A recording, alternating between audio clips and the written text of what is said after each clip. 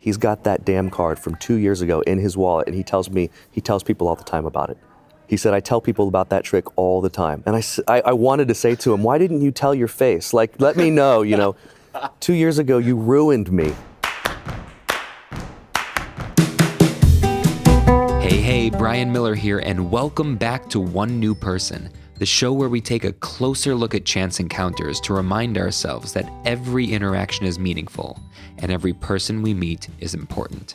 Today's guest is Michael Kent, world-class entertainer and self-described comic, magician, and smartass. Michael was my hero as a young, aspiring comedy magician who graciously became a mentor from afar and eventually someone I now call a colleague and a friend. He is one of the most thoughtful and considered artists I know, and this conversation was nothing less than enlightening. We discussed how to handle shame and self-worth as an artist or entrepreneur, how he found a niche in a hyper-competitive field, and of course, Michael shares his story of a chance encounter with lasting impact. And like everything he does, his story is a brilliant twist on my established format. This conversation lasted for nearly an hour and 20 minutes, so you're getting less than half of it here. Subscribers to the One New Person email list will receive the full, unedited, uncut episode as a bonus in the next few weeks. Sign up at onenewperson.com. Thanks for listening, and I hope you enjoy. Michael Kent, thank you so much for being here. Yeah, good to be here, Brian. Hey, I have to set the context a little bit because we're sitting in the Columbus Convention Center, which is actually in your hometown. Yeah, I live 10 minutes away from here. That just worked out because you and I see each other usually at most once a year. Sure. And I wanted to have you on. I'm so excited that you're able to do it. And then when I was looking at the calendar, thinking about setting up a Skype call to do this, we realized that we were both going to be in the same room for a couple of days. Yeah, it works out great. And by room, you mean the biggest convention center ever. It is. I have never been in a convention center that you could walk for that long and still be in the same place. It's massive. It's massive. And living here, I don't work here very often. I say that, but I do have an event here next week. But I never really get to see the expanse of this place. And holy cow. So we've tried to find a place that's quiet, but there are people walking around as we talk. So. Yeah. For the listener, I'll do my best to denoise any of the background stuff in post for this. But so let me start the way I always do when I have someone with what I would say is an unusual job. And you and I have a similarly unusual job, which is if you're at a social gathering or you're just meeting someone for the first time and they say, what do you do? I'm a magician. And it's taken me a while to be able to say that. And what I mean by that is there is some sort of weird inherent shame with me calling myself a magician. I don't know where it came from, but when I was a little kid and you asked me what I want to be, I would have said a magician. Once I became a magician, then all of a sudden I wanted to say, well, I'm a comedy magician, or I'm a magician for adults. And I was afraid of all the connotations that someone else might put on that, like there's like this preconceived notion of what a magician might be like, right? A lot of people will say, oh, my 6-year-old would love you, but I don't perform for 6-year-olds, so it doesn't feel comfortable. And then a few years ago, it was here in Columbus, I did a speed networking event, and I treated the whole thing like a social experiment. And I decided, I thought to myself ahead of time, I said, I'm going to introduce myself as a magician. And instead of saying, I'm a magician, but I'm funny, I would just be a magician and have a conversation with them and let them take away from it what they will. So maybe they would go to their friends and say, he was a magician, but he wasn't like the magicians that you might see on TV. He was this or he was that, and let it just be a pure system of them just deciding who I am. But the most marketable thing about what I am is that I do magic. So, yeah. I don't want to take away from that. I had such a similar path. I spent so many years trying to figure out the perfect sentence to explain that I did magic, but only for adults. And then you get into weird, you catch yourself saying weird, like, I'm an adult entertainer. You're like, nope, that's not right. I've done it legitimately. You said that at one time, thinking that would be the way to explain what I do. I've even had it so much so of this, whatever this weird shame is, I've had it so that when I go to get my hair cut at 2 p.m. on a Monday, when the person cutting my hair is like, oh, you on a break from work? And instead of having to explain I'm a magician, I will literally make up a fake job and treat it like an improv experience, like exercise, and say, no, I'm a, and try to come up with the most boring job I can think of. I'm a contractor. I install computers on government buildings. So they're not going to say, "Oh, tell me more about that," because if I say I'm a comedian, it's tell me a joke, and if I say I'm a magician, it's show me a trick, or my 6-year-old loves magic, is really into magic, or what do you think about America's Got Talent, or any of the conversations that we have so often that to us it's boring, but to them it's super exciting and new and different. How do you navigate that though? Because I feel like that's one of the things that changed for me just in the past few years is that I started to become more, I guess, sympathetic to the conversation when someone would say, "Oh, hey, did you see that guy in America's Got Talent?" Or "Did you see the Now You See Me movies?" I used to get so frustrated, and I feel like I've started to be a little bit more sympathetic to where or empathetic maybe to where they're coming sure. from. Yeah, I think that having a beginner's mind is a great place to start with that. And instead of sort of taking it from this point where this is what we do every day and this is what we think about every day, to put yourself in their shoes. Most people don't meet a magician very often. Many of them will meet one in their lifetime. Yeah.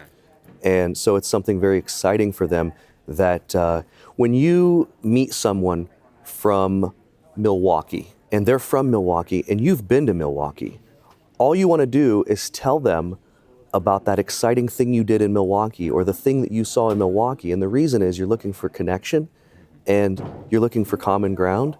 And that's what they're doing with us, except for there's that added element of this is a glitzy show business sounding job. Like it's magic. We've taken a kid's hobby and turned it into a career. And that's exciting to non-magicians. So when someone says, "Oh, you should go on America's Got Talent," now I say thank you. Because to me, what they're really saying is, I appreciate what you do. I think that you're good enough to be on TV like the people that I see on TV. I feel like you're like they are. My old answer to that would have been the truth, which is, yeah, I don't really like the way that they handle magic and magicians, and I've auditioned a couple times, and they keep asking me, and they call me every year, and that's not interesting to them. That's not what they want to hear. Saying thank you is, anything else is negating their feelings, right? Yeah. Just, thank you. I really appreciate the compliment. I'll keep that in mind, kind of a thing. Yeah. Do you feel the need to, now that you've been so successful on Penn and Teller's Fool Us, do you feel the need to go, well, I really appreciate that. If you're interested, I've been on Penn and Teller. You can check that out. Not always. I mean, if we're talking, if the conversation furthers to like TV magic, then maybe. But I don't feel the need to like quickly defend myself for not being on America's Got Talent. That almost brings me back to where you started with that kind of shame thing, maybe in a slightly different way, but where you don't have any trouble self-promoting because you've been wildly successful as an entertainer. You have to get good at self-promoting. So where does that shame come from? That's a very interesting question. I think that most magicians get into magic for a reason that has nothing to do with magic. It has to do with wanting affirmation from our peers. I think that you want to be seen as something different than your friends. And a lot of that comes from, there are some really dark places that can come from too. Like if you didn't feel like you received enough love or affection from your family or from your friends, or if you're making up for, like a lot of us weren't good at sports. Like our friend Derek Hughes says in his act, how do you become a magician? It's easy, suck at sports. That's one of his lines. But I think the underlying thing there is like we were looking for attention for a reason that had nothing to do with our personality or who we were, our base nature as humans. So to me, there might be a little bit of shame built in that I'm relying on this extra thing outside of my personality in order for you to remember who I am. In college, I was Magic Mike, right? Like long before those movies ever were a thing. I was Magic. And so my friends, I'm still in my college friends' phones as Magic Mike. And there are so many college friends who didn't know me as a person other than I was either the magician at that one house, those one parties, or Magic Mike. And so when I think about when we talk about the shame of that, maybe there's a part of me that wishes that these people got to know me as Michael Kent instead of as the magician. I haven't thought about it like that in ages. It's like that's bringing back both like happy and frustrating memories all at the same time. High school, college. I loved being that magic kid because I had been unpopular all my life. I had never had any friends, any attention, nobody, and all of a sudden, you know, all the popular kids and all the girls and everybody wanted to be around me. And and it goes to your head because you think, oh, they want to be around me, but they didn't. They wanted to see magic, right? Now I don't want to, that, when you say it and I hear it, it sounds like we're minimizing this amazing thing that can be part of our personality. Sure. But, and it's not that they didn't want to be around us as people. Yeah. It's just that we had sort of fooled them into, we had this extra thing that made us more, that we thought was maybe part of our personality or charisma or something like that. I don't know. Well, I think everyone has that maybe. Maybe it's a thing that everyone has. For some people, it is sports. Yeah. For some people, it's being funny and telling jokes. Maybe everyone has that, and so that it's okay. I don't want to necessarily, it's okay to honor the shame, right, and talk about it. Yeah. But at the same time, I don't think I want to say that, like, it would be better if I didn't have magic as part of my identity to other people. No, for sure. I mean, I've said this before, and I mean it very, very sincerely, even though it can sound kind of like just a line now, which is I owe my life to magic. Like, so I don't want to downplay that either. But there are times when, like you said, I wished, hey, you're that magic guy wasn't the only thing that people from that era of my life knew about me, that they didn't really know any, and I'm sure that was my fault, is that I didn't make any effort. I probably just leaned into it, right? Well, I can remember, to bring up a point you were talking about just a minute ago, like, I can remember when I wasn't successful and magic was a thing that I had to promote heavily, like, to the whole fake it till you make it thing. Like, I can remember having to talk about myself and my achievements almost as if they were greater than they were. And it felt braggadocious at the time, but I was able to excuse it away because it's my job, right? Like, this is my job to create this image.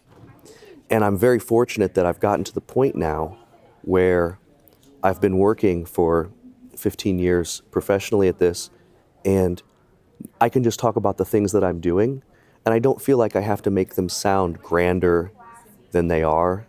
I can just talk about what I'm doing. So the place that I'm coming from is sort of a privileged spot where I've worked long enough that I can take a minute to say, maybe people can just get to know me for my personality. Or if I was still struggling to, like, work my way up, I might not have that ability to relax and just say, I just want you to get to know me, because I really need people to pay attention to what I'm doing, my art, my work.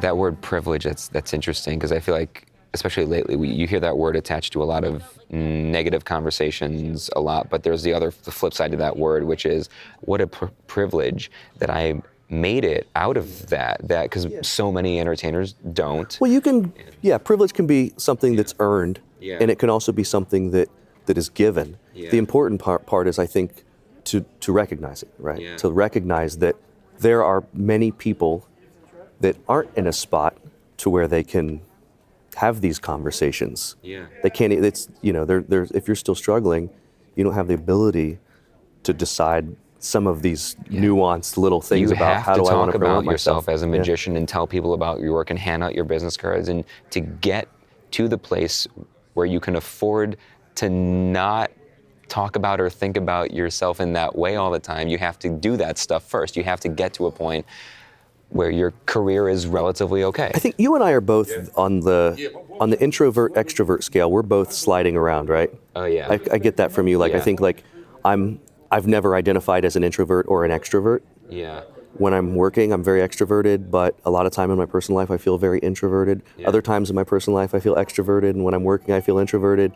It's kind of all over the place. I'm never the life of a party. So I never have been, yeah. Well, I was in college, but I really forced it, and, I would be in my element. But that was working, right? It felt, kind of. It's like, right. So the introvert extrovert thing is a sliding scale. And when it comes to promoting myself in social media, I've often said, if I quit magic tomorrow, then 2 days from now, or that day, tomorrow, I'm deleting all my social media and never having to do it. And I'd be right behind you. I don't know, like I say that, but I know that there's a lot of like guilty pleasure in that connection and being connected to people and telling people what I'm doing and a little bit of vanity with that. But because of the fact of our job and what we do, it does get to like feel like an obligation. I actually want to follow up on the social media thing because your activity on social media is unlike most entertainers, at least the ones that I'm connected with, and I've always been curious about that. You are maybe the most vocally, openly opinionated entertainer, public entertainer that I know on social media in terms of when you have opinions, and you have very strong opinions on social issues, political issues, you are aggressively, I don't know if aggressive is the right word, but you are very vocal about those opinions in a field where I think most entertainers shy away from saying anything that could go too far in either direction publicly for fear of losing potential clients or fans. Man, and you have had some trouble with that. And this goes right back to privilege. I'm in a position where I can speak my mind and not worry about it too much. I've got a lot of work. I can tell you off the top of my head 2 corporate clients, not big corporate clients, little corporate clients, like local companies that probably haven't continued booking me because one of the members there is friends with me on Facebook. And they've seen that my political views don't align with theirs. And then I go to their Facebook page and they're very publicly outspoken about their political views, you know what I mean? But that said, it's also important to me that my fans have an outlet to be able to appreciate my work without that. So I'm very particular about where I post my opinions. So for me, I've written it up in my head, like this is how it goes. Twitter and my personal Facebook page, or profile, my personal Facebook profile, those 2 areas, I will speak my mind. If you want to know what Michael Kent thinks about politics or social issues or whatever it might be, that's where I'll talk about it. The same as talking about my dogs or my wife or whatever, But if you want to just appreciate Michael Kent, the magician, the artist, you go to the Facebook page and you become a fan on the Facebook page. And my Instagram isn't political at all, in the least. It's just travels, shows. It's still entertaining, there's still content there, but there's not going to be these back and forth. Because, for one, Instagram doesn't lend itself to that. Sure.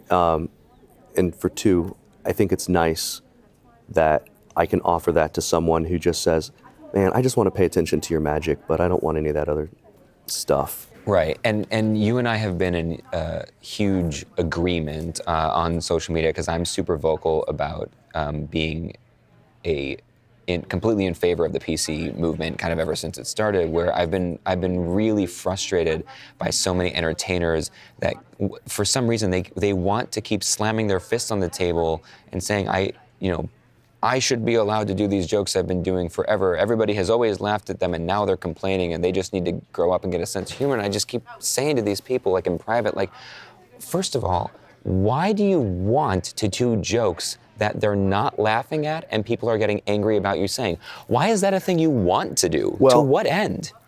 The first part of that they're not, the thing about they're not laughing, the problem is that people do laugh at shock humor. It's not everyone. You might have part of the, a third of the audience have this like, almost like a shock, nervous laugh, chuckle or whatever. But then the part of the audience that's deeply offended or that just thinks that it's like out of bounds or whatever, it's an equal and opposite reaction kind of. My thing about PC culture is I say this quote all the time, but it's when someone complains about PC culture, my first question is, what is it that you want to say that PC culture keeps you from saying? And it's usually something incredibly shitty, whether it be derogatory toward a group of people, racist, whatever it's going to be, it's always something shitty.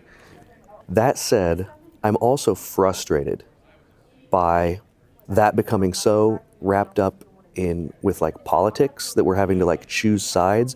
And then if you're on our side, you have to believe in all this stuff all the way. And there are things that middle America isn't okay with yet, like the idea of genderless babies. If you bring that up in middle America, like a lot of people aren't on board with that. And you can have a debate about that. Obviously, I'm not in your podcast to talk about that, but it reminds me of there's an entertainer in the college market that just had a scathing article written about them because they used a lot of like heteronormative situations in their act. One of those things was that they used the phrase "you guys" a lot. And the article was ripping them apart because that's not an inclusive statement. And I think that that's ridiculous. I think that colloquially, everyone recognizes that "you guys" isn't meant to be an exclusive statement to only men.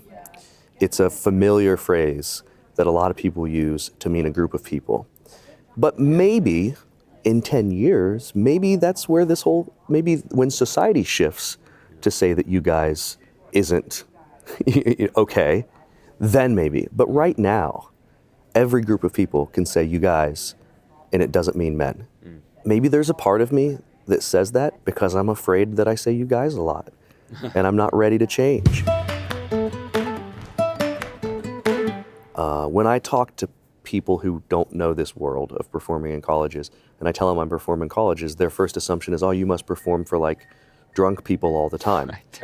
Because when you say college to people, like that's what they remember. Yeah.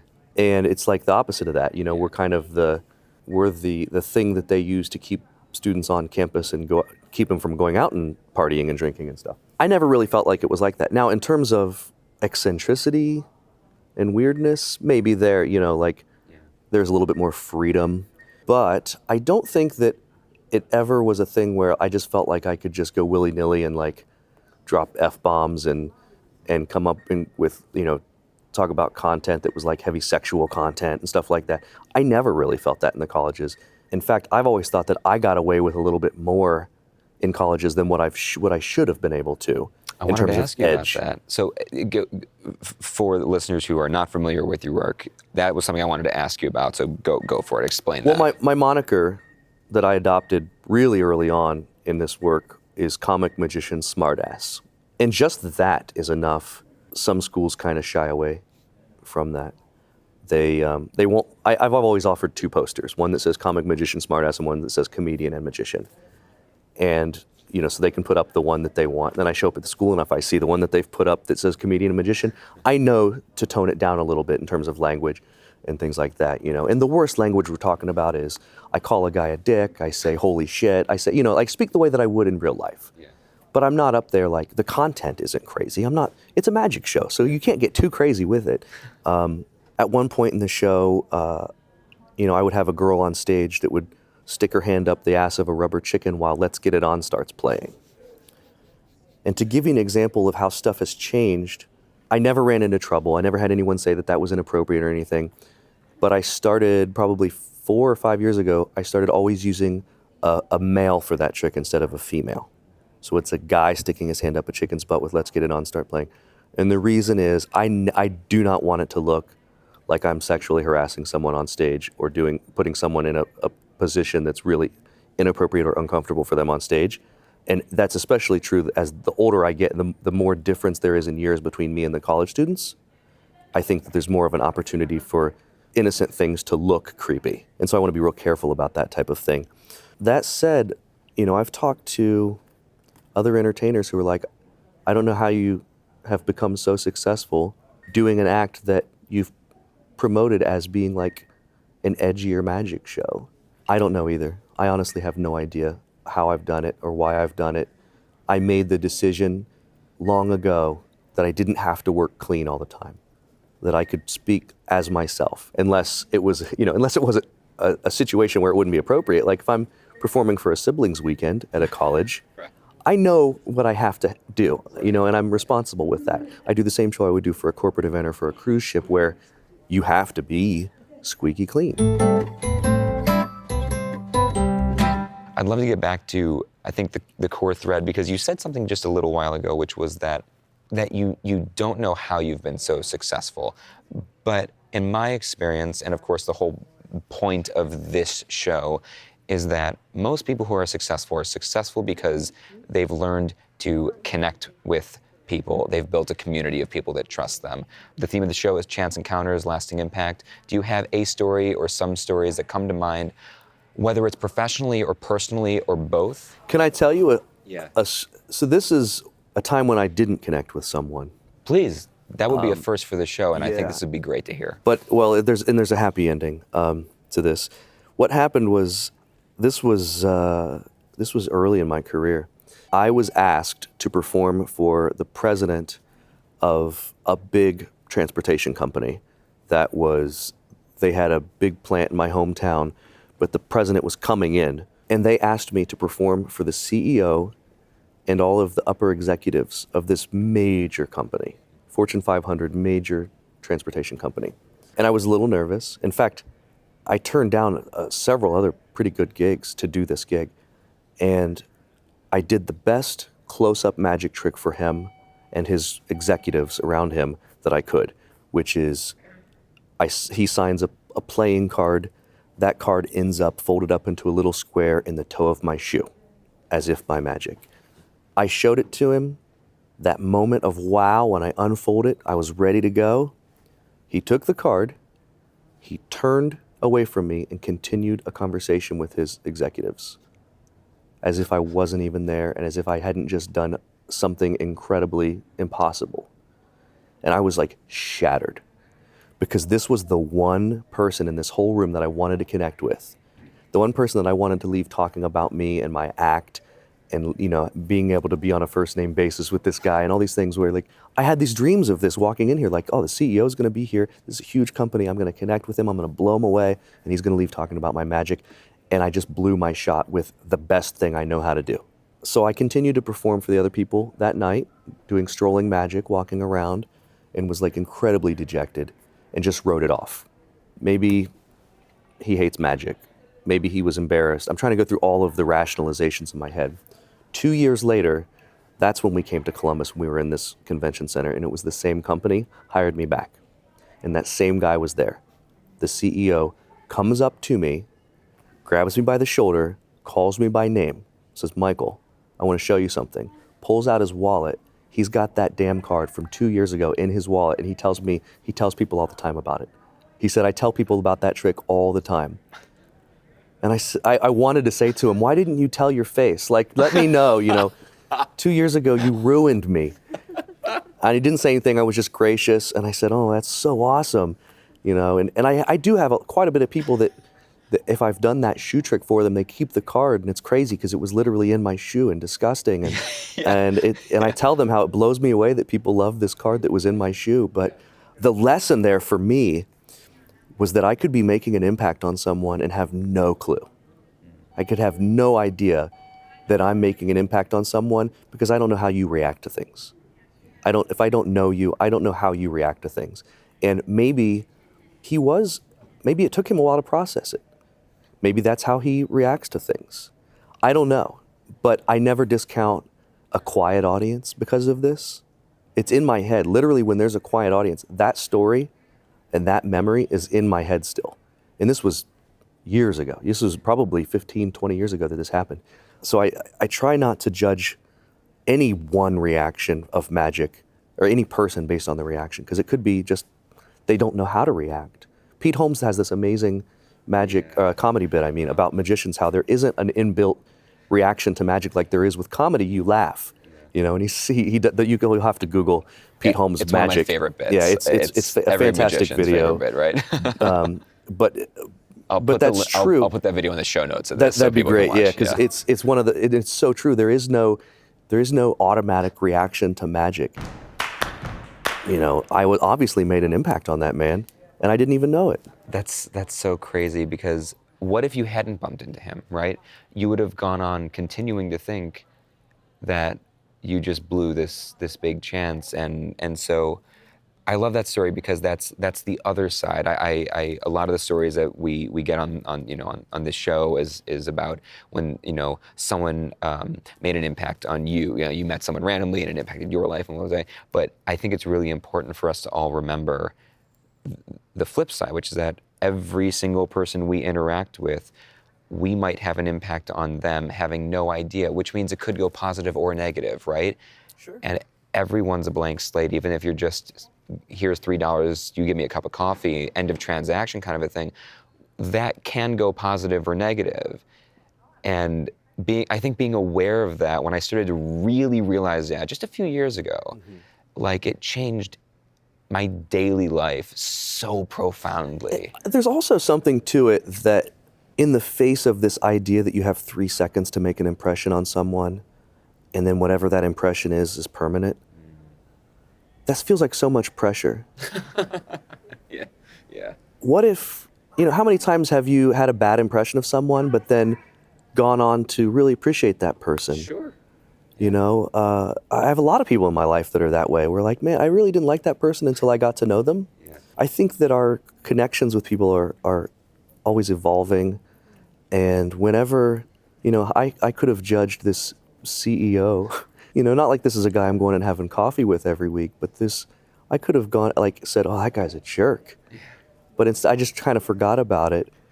And he gave me a gift 2 years later that I didn't know he was, I didn't know that he was carrying this memory around. And that's sort of an evolving connection. Next time I see him, maybe he'll forget me again. It's still evolving. Who knows? But the first impression's important, but it's not everything. You always have an opportunity to be present with someone and be whoever you are right now, rather than this idea of who you have to be based on however you got off on the wrong foot or however. I've had a few, especially from the early days, where not every show went well. Remember the early days when you didn't do a You've done good restaurant job magic, right? Oh, I did it until 2 years ago. I Sure. still maintained some restaurants. Here in Columbus, I used to do 4 nights a week doing restaurants. This was before, so I left that to do a day job for a while. I was a marketing director. Oh yeah, that's right. And then this was before, I left to do magic. But whenever I was doing restaurant magic, you get rejections from people. All night. You go up to strangers who just want to eat their salad, and you're asking them if they do magic, and they'll say, no, thank you. It's really awkward. It's really, really difficult. And it's demoralizing, too. It just deflates you. Oh, yeah. And I can remember having to learn how to deal with that, because especially if I ended the night on one of those, which I have done, I'm there from 7 to 10, and that very last table, it might be, a bachelorette party of like 12 crazy drinking women, and you go up to them and they're like, oh no, we don't want to see magic. And then I got to go get in my car and drive home. Like, that's the worst feeling. You want everyone to love you, Do you remember the reaction when you go up? I remember going up to like a couple maybe in their 50s or something, just a couple, and like, oh, I'm gonna give them this really nice experience, right? You go up and I'd say, I'm the magician, would you like to see some magic while you wait for your meals? And she'd be like, oh, go find the kids, and kind of hand wave you, and you want to go, no, I'm not and to that earlier conversation we had, but you can't, you just have to go, okay, enjoy your evening, no problem, and then you walk away going, I wish I could have changed her mind about magic. Don't you just sometimes feel like you have to represent all magicians, every person you meet? Yeah, you're gonna be the one to change them. Yeah, and then I have memories of also walking up to a table and then, asking them if I can bring out more ketchup, where they just assume that I'm the server or work at the manager or whatever, Oh, it's that I wasn't one of those guys that wore the name tag that says, I'm Magic Mike, ask me to do magic. I just really wanted to blend in. Not everyone is going to like you. Not everyone likes you, what you do, and it's not your job to make everyone like you. Just be yourself, do your thing, let your work sell itself, let your work speak for itself, and the people that are meant to appreciate you will appreciate you. And that's a true system, that's honest. And when you realize that, you can take a breath and relax. And it's still difficult. We want everyone to love us. That's why we started doing this in the first place. We want everyone to love us and pay attention to us. But when you realize that is just not going to happen for some people, and that's okay, and leave room for that, I've been able to relax so much more. And you can apply that to so many other things. Not every job is meant to be your job. Not every gig is meant to be your gig. Not every house is meant to be your house. It's okay to just be where you are and make room for that. I've been touring for 15 years, and I'd say the last 2 I've been able to remember that. You see that one person in the audience who's not into it, not for them. Stop trying to focus your whole energy on this one person who's not into it, because that's selfish. You're losing everybody else here who's into it while you're desperately trying to pull this one person. Yeah. It's not for you. Leave them alone. Totally. Just do it for the people who are there. And when you do that, the people who are there for you will find you and they will love you. Yeah. And that's why I can keep talking politics on Facebook. So listen, before we completely wrap this up, I have to say something to you personally, because I discovered you, which sounds like a weird thing to say to a person in real life, but like I discovered you as your character, right, as a performer, when I was probably 18, like freshman year of college, and I was starting to think about, I'm already doing magic, getting paid since I was 16, thinking maybe I'll do this someday, maybe not, and all that. I had never done any comedy at all. And your video, probably early days of YouTube, it was the video of, this was like 2007 maybe, it was the video of you where you signed the big card, remember? Oh boy, yeah. Before, it was like the earliest version of the chicken trick, Sure. maybe, right? I can tell you where that video was from. That was Kent I State remember University. you were wearing like dress clothes, which you don't wear anymore on stage. You hadn't settled into like your authentic self or anything. Yeah, right, early days. And you were so funny. I remember just watching it over and over and over again. And it was the first time I realized you could be funny as a magician. I never had put those two together. I knew comedians because I was doing stand-up comedy, and I was doing magic, and I was doing them separately, and it had never occurred to me you could be funny as a magician. I don't know why. And that's what set me on that path. And I remember going, I want to be like that guy. And I reached out to you at some point, probably my sophomore or junior year, and I don't know, early days of no social media yet. Was I Facebook nice? was really new. Of course you were. So I reached out. I couldn't believe, I felt like I was reaching out to a celebrity. You had videos on the internet. I reached out to you and you emailed back. I said I was 19 and I was trying to be a comedy magician, and can I get some advice? And you had this email correspondence back and forth about what it's like to be an entertainer and professional, and all the advice you gave me, I followed, and I got got signed to Neon Entertainment, my agency. And when I was still a senior in college, I've been with them for 10 years now. I built this whole global career that I built was with them, but I got to them from advice you gave me via email. And I was just some random kid, I'm sure, to you that was just reaching out. And because you did that, I respond to every single email, message, text, phone call that any magician, younger magician, aspiring magician, entertainer, comedian has ever sent me. I've gotten on the phone for an hour with random people I've never heard of. I've always done that because you did that for me, and it set me off on this path. Well, that's awesome to hear, man. Yeah, and it's been neat to follow you, as you've sort of found your own thing. Because it takes hundreds of shows, maybe thousands of shows, to find it. Yeah. And it's neat to see you settling into like what it is that your passion is. Thanks, man. So yeah. I really appreciate it. Hey, thank you for No problem. spending all the time. Yeah, This is great. absolutely. This is Yeah, great. it's cool to just talk. Yeah. Before you Google, quote, Michael Kent chicken trick, here are a few takeaways from this episode. First, we are all experts of our own lives. To connect better with others, adopt a beginner's mindset. Second, the culture is changing, and the line between our professional and personal lives is easy to blur. Create clear and hard distinctions between the two, for your sake and your audience's. Finally, don't be too quick to judge people. First impressions are important, but they're not binding, or at least they don't have to be. Stay present and allow your relationships to develop. You just might be making an impact without even realizing it. Links to Michael's website and YouTube channel are in the show notes on onenewperson.com, plus his Penn and Teller appearance and related links from the episode. Don't forget to sign up for the email list at onenewperson.com for the full, unedited conversation. I'm Brian Miller. This is One New Person, and we'll see you next time.